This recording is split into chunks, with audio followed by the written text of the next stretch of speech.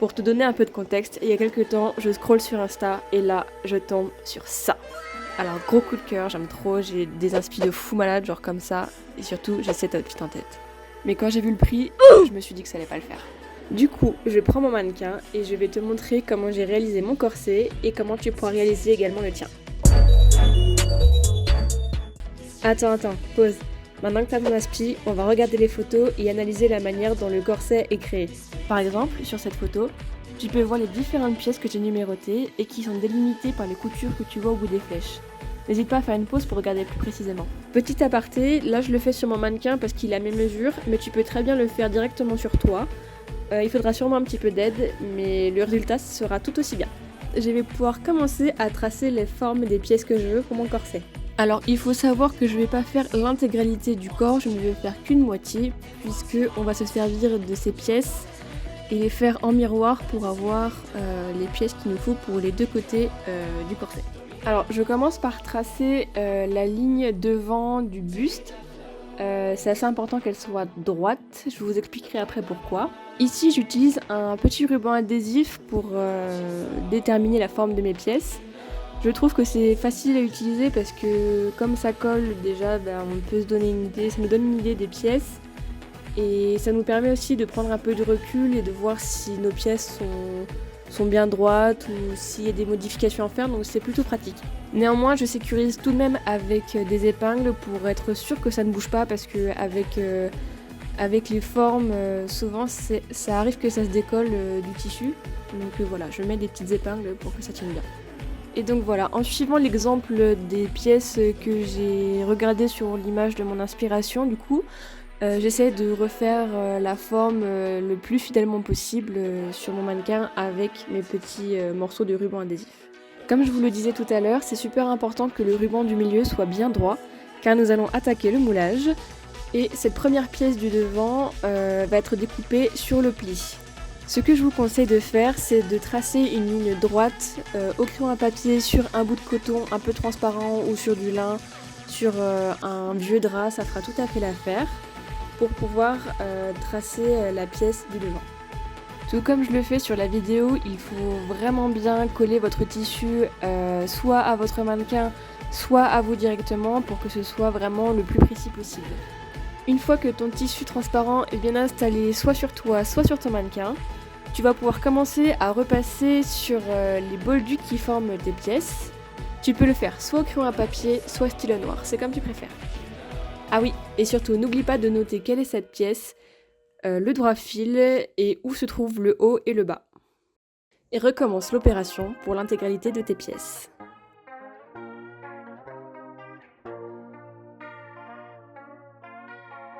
Maintenant que toutes les pièces sont moulées sur le tissu transparent, nous allons pouvoir les mettre sur papier afin d'avoir un patron.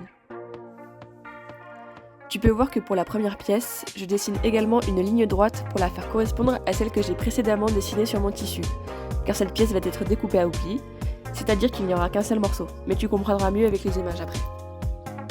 Tu peux aussi utiliser du papier sulfurisé ou du papier calque, mais cette dernière option va être plus onéreuse. Je te conseille de mettre ton tissu en dessous de ton papier, comme ça tu peux facilement recopier les formes sur le papier. Pendant cette étape, tu vas pouvoir venir adoucir les courbes à l'aide d'un perroquet, cette règle courbée que j'utilise. De la même manière, répète cette opération pour toutes les pièces. Une fois que tu as mis toutes tes pièces sur papier, tu vas pouvoir venir les découper en ajoutant 1 cm de marge tout autour de tes formes. Avant de couper ton tissu final, je t'invite vivement à faire une toile pour vérifier que tout va bien avec le patron que tu as dessiné. Ça va t'éviter le gâchis du beau tissu. La toile, c'est le premier prototype de ton vêtement. Avec ça, tu vas pouvoir avoir une première idée du rendu et du tombé de ton vêtement. En quelque sorte, c'est un brouillon de ta création.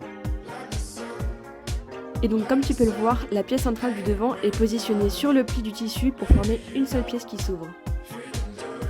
Une fois que j'ai découpé toutes mes pièces dans mon tissu de toile, qui peut être un coton, c'est l'idéal par exemple, je les assemble bien bord à bord.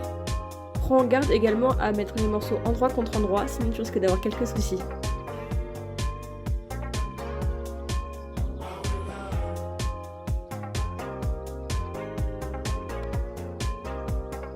Une fois tout assemblé, ça ressemble à ça. Et ensuite, on va pouvoir passer à la machine. Je fais un point droit simple juste pour assembler les pièces entre elles. Je mets un rapide coup de fer histoire d'aplatir mes coutures et ensuite je fais un premier essayage pour voir comment ça rend.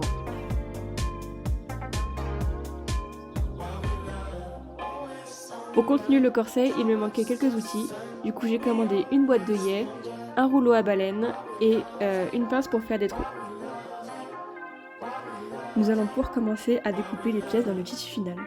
Ici j'ai choisi un satin de polyester, mais tu peux choisir n'importe quel tissu qui se tient bien. Je plie mon tissu en deux en suivant bien le droit fil. Comme ça, j'obtiens mes pièces en double et je suis sûre qu'il y en a une pour le côté gauche et le côté droit.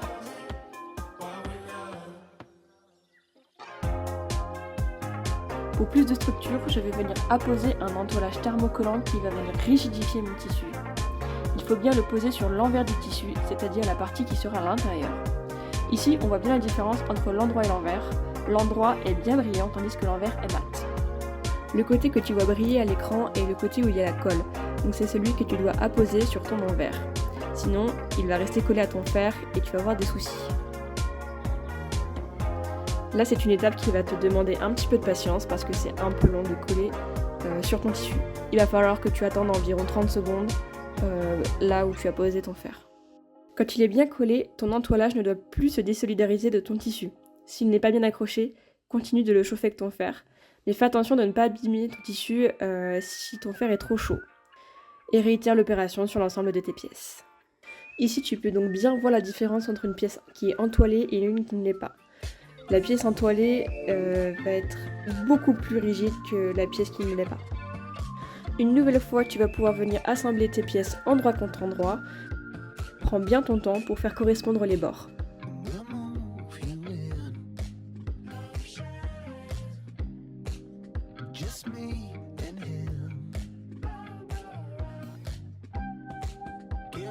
Une fois que tu as bien placé tes pièces l'une contre l'autre, tu vas pouvoir venir les assembler à la machine.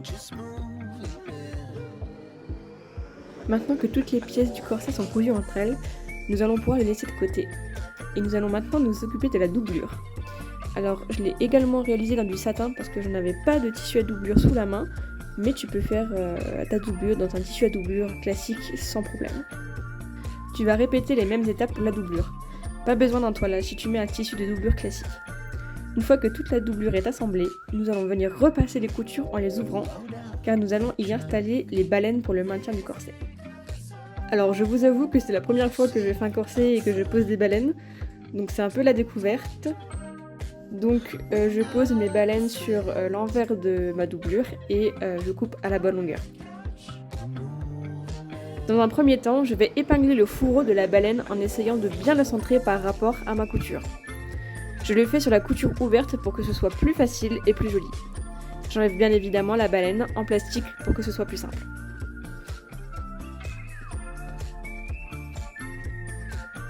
Avant de coudre le fourreau à la machine, je vais venir le bâtir à la main pour pouvoir enlever les aiguilles et pouvoir passer à la machine sans problème.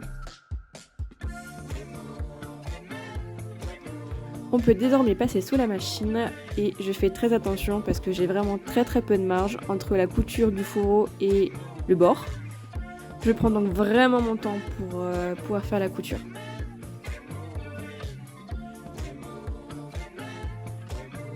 Une fois que tous les fourreaux sont bien cousus sur la doublure, je vais venir assembler la doublure et la face principale ensemble. Alors on fait bien attention également ici de mettre endroit contre endroit et on épingle tout le dessus et les côtés.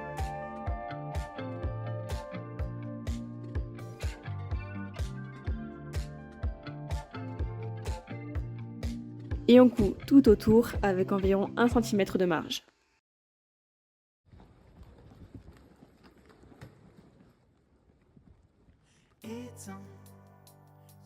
Pour des finitions propres, je fais un surjet à côté de ma couture.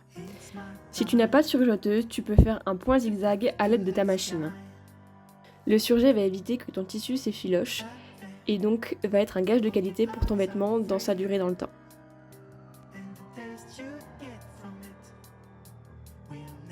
Maintenant que tu as fini ton surjet ou ton point zigzag, tu peux retourner ton corset pour voir apparaître la face extérieure. Si ton tissu ne se positionne pas bien au niveau de la couture, tu peux faire une surpiqûre à 2 mm du côté de la doublure. Et après un bon coup de fer, la doublure ne se verra plus du devant. Après cela, tu vas pouvoir remettre les baleines dans les fourreaux. Ok, on arrive bientôt à la fin de la création de notre corset. Pour pouvoir fermer le bas du corset, j'ai réalisé un biais avec du tissu qu'il me restait et je l'applique sur tout le long du bas de mon corset. Une fois qu'il est bien installé, je vais le bâtir à la main avant de le coudre à la machine. Veille à suffisamment couper tes baleines pour que tu n'abîmes pas ton aiguille et ta machine. On passe une dernière fois sous la machine et on pique bien à 2 mm du bord. Je te mets juste ici un petit aperçu une fois que j'ai terminé l'ensemble de ma couture. Après avoir tracé et percé l'intégralité de mes trous, je commence la pose de mes œillets.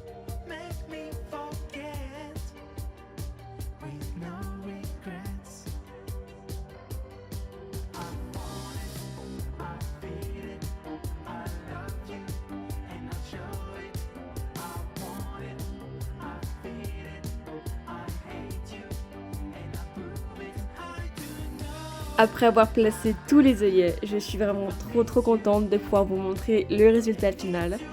Alors j'espère que ça vous aura plu, vous pouvez poser toutes vos questions en commentaire et n'hésitez pas à liker et à vous abonner.